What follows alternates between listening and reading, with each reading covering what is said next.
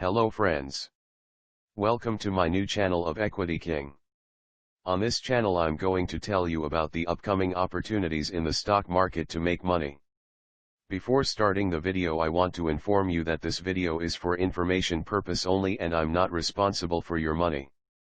Invest your money only after properly analyzing the stock yourself. Let's start the video.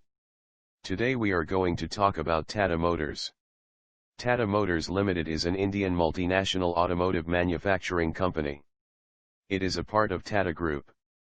Currently it is listed on NSE and BSE both and also on New York Stock Exchange.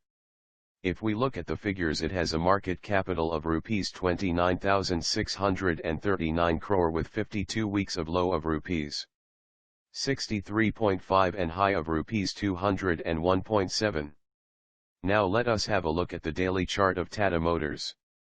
As you can see in the chart, stock is currently trading at Rs 96.1. Same like Maruti Suzuki, we can see that before February 2020 the stock was trading between price window of Rs 169 and Rs 202, but at the start of February the stock started falling.